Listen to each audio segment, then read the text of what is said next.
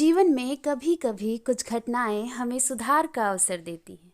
एक शिक्षाप्रद कहानी। एक बार एक व्यक्ति कुछ पैसे निकलवाने के लिए बैंक में गया।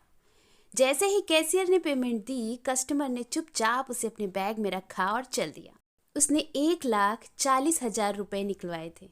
उसे पता था कि कैशियर ने गलती से 1,40,000 रुपए देने के बजाय 1,60,000 रुपए उसे दिए हैं, लेकिन उसने इसका आभास कराते हुए कि जैसे उसने पैसे गिने ही नहीं और कैशियर की ईमानदारी पर उसे पूरा भरोसा है, चुपचाप पैसे रख लिए।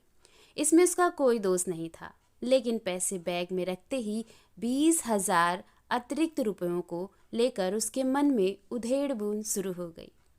एक बार उसके मन में आया कि फालतू पैसे वापस लौटा दें, लेकिन दूसरे ही पल उसने सोचा कि जब मैं गलती से किसी को अधिक पेमेंट कर देता हूँ तो वो मुझे कौन लौटाने आता है।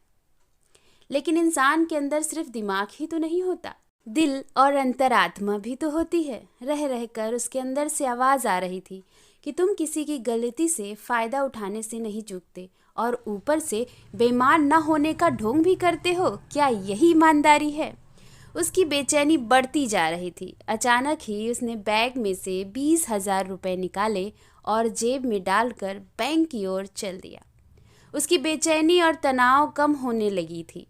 वह हल्का और स्वस्थ अनुभव कर रहा था।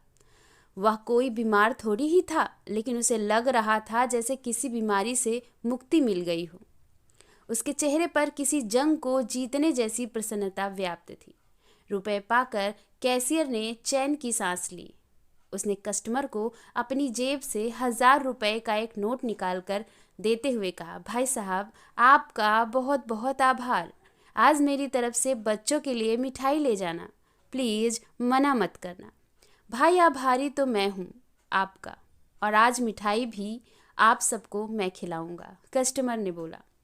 कैशियर ने पूछा, भाई, आप किस बात का आभार प्रकट कर रहे हो और किस खुशी में मिठाई खिला रहे हो?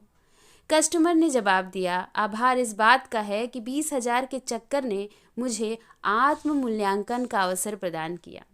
आपसे ये गलती न होती तो मैं द्वंद्व में न फंसता और ना ही उससे निकलकर अपनी लोभ वृत्ति पर काबू पाता।